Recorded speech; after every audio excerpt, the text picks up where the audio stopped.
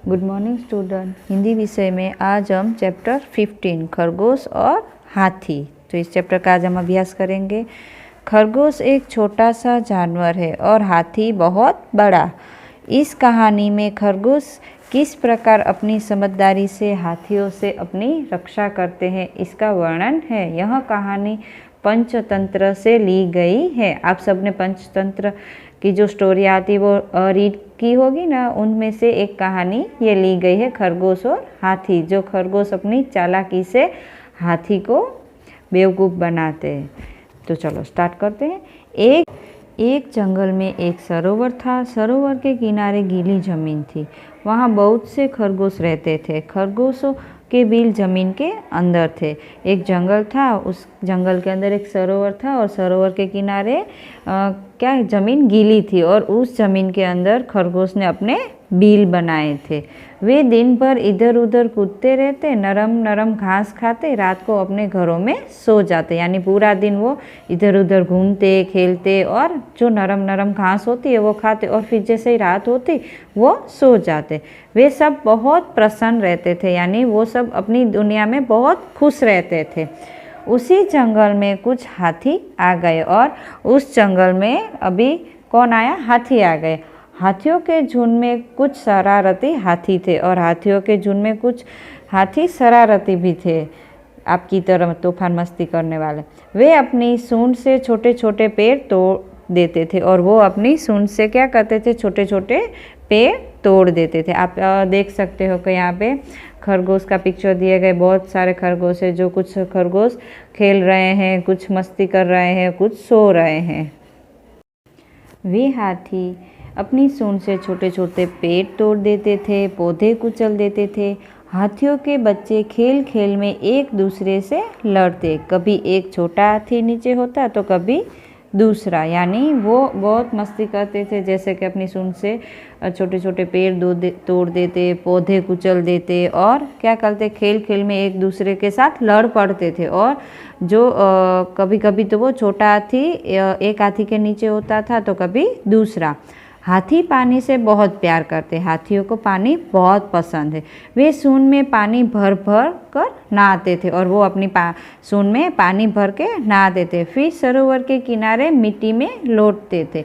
नरम जमीन उनके भार से दब जाती थी और क्या करते थे कि वो सूंड में पानी भर के नहाते थे और सरोवर के किनारे जो मिट्टी में लौटते थे और जो किनारे पे कैसी गीली ज़मीन थी ना, बहुत नरम ज़मीन थी, तो वहाँ वो उसके भार से क्या हो जाती? दब जाती। और साथ ही कई खरगोश परिवार भी दब जाते। क्यों? क्योंकि उस किनारे नरम मिट्टी में खरगोश के बिल थे, तो हाथी वहाँ पे लौटते और उसके वजन से जो नरम ज़मीन थी वो दब जाती थी, तो उसके खरगोश के जो बिल थे वो भी दब जाते थे। इससे खरगोश बहुत दुखी थे। क्यों दुखी थे? क्योंकि उसके बिल सब टूट जाते थे, कहीं खरगोश की जान भी चली जाती थी। आप यहाँ चित्र में भी देख सकते हैं कि 3 खरगोश दिखाई दे रहे हैं और हाथी दिखाई दे रहा है, आपस में कुछ बातचीत कर रहे हैं। अभी खरगोश जो है वो हाथियों की ऐसी हरकतों से दुखी हो जाते हैं। खरगोशों के सरदार ने एक उपाय सोचा। अभी खरगोशों का जो एक मेन सरदार था उसने उपाय सोचा।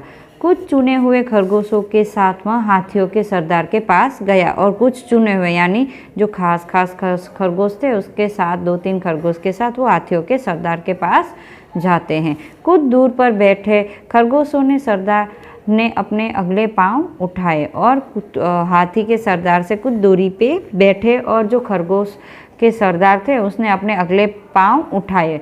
उसने उन्हें हाथ जोड़कर नमस्कार किया। हाथी ने सूंड उठाकर नमस्कार का उत्तर दिया और खरगोश के सरदार ने हाथ जोड़ के आगे के 2 पांव ऊपर किए, हाथ जोड़ के उसे नमस्कार किया, तो हाथी ने उसका उत्तर देते हुए सामने नमस्कार किया। खरगोश सरदार बोला, हम चांद के भांजे हैं। अभी खरगोशों का सरदार क्या बोलता है कि हम चांद के भांजे हैं।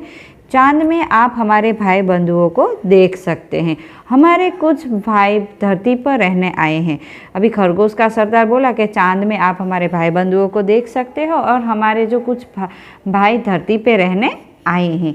मामा रोज सरोवर में आते हैं हमसे मिलने। खरगोश का सरदार क्या बोलता है कि जो मामा है वो हमें मिलने के लिए रोज सरोवर में आते हैं। वे आपसे नाराज है। हाथी बोला, क्या, क्यों नाराज है, हमने क्या किया। अभी हाथियों का सरदार क्या बोल रहा है कि क्यों नाराज है हमसे, हमने क्या किया है। खरगोश बोला, सरोवर के समीप नरम मिट्टी में सुराख कर हमने अपने घर बनाए। अभी उसका आंसर देते हुए खरगोश का सरदार क्या बोलता है, क्या हमारे जो मामा है वो आपसे क्यों नाराज़ है कि सरोवर के समीप जो नरम मिट्टी है उसमें सुराख बना के हमने अपने घर बनाए हैं, बिल बनाए। आपके आने से सुराख दब गए हैं, जिससे चंदा मामा के बहुत से भांजे दब गए। कि आपके आने से आप वहाँ पे मस्त पानी में नहा के फिर आप लौटते हो और मस्ती करते हो, तो उससे हमारे जो बिल है वो दब जाते हैं, इसीलिए हमारे चंदा मामा के बहुत से भांजे दब गए हैं, इसीलिए भी आपसे बहुत नाराज़ है और इसीलिए भी आपसे नाराज़ है। खरगोश आगे बोला, वे रात को सरोवर में आएंगे और उन्हें यह देखकर अच्छा नहीं लगेगा, और वो रोज़ रात को सरोवर में आते हैं और उन्हें यह देख के अच्छा नहीं लगता है। आप चित्रों में भी देख सकते हो कि 3 खरगोश खड़े हैं, हाथी का सरदार खड़ा है, सामने 2 हाथी भी खड़े हैं, और जो सरोवर है उसमें चांद की परछाई भी दिख रही है। खरगोश ने बोला कि हमारे जो चंदा मामा है वो रोज़ रात को सरोवर में आते हैं। तो रात हुई, पूर्णमासी का चांद निकला। अभी पूर्णमासी यानी पूनम का चांद कितना होता है, एकदम सर्कल बहुत बड़ा होता है ना, थाली जैसा। हवा तेज थी, यानी बहुत हवा चल रही थी। सरोवर में हल्की हल्की लहरें उठ रही थी। चांद लहरों के साथ साथ ऊपर नीचे हो रहा था। अभी जो चांद की परछाई थी वो सरोवर में पड़ रही थी, और उससे क्या होता है, जो हवा तेज थी तो उसके कारण सरोवर का पानी हिलता था, तो चांद का जो प्रतिबिंब था वो भी हिल रहा था। हाथी और खरगोश वहाँ पहुँच गए, और हाथी और खरगोश वहाँ पहुँच गए देखने के लिए कि चंदा मामा आए हैं कि नहीं।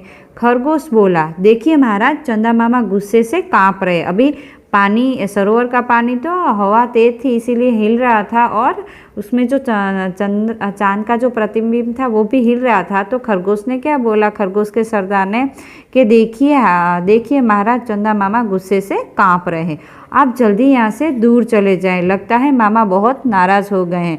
क्या बोलता है खरगोश कि आप यहाँ से जल्दी से दूर चले जाएं, क्योंकि चंदा मामा है वो आपसे बहुत नाराज़ है।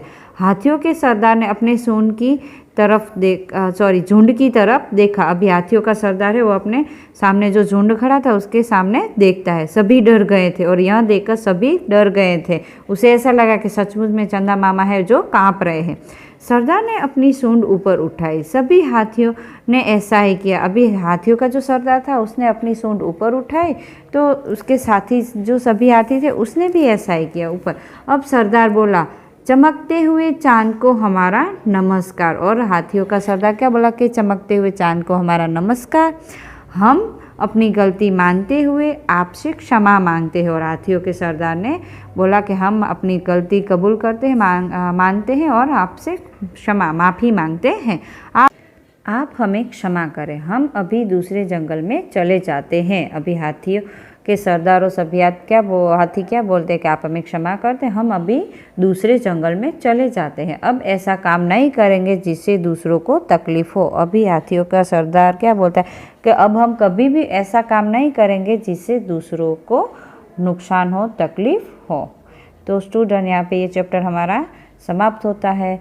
आशा है कि आपको ये चैप्टर समझ में आया होगा। Thank you.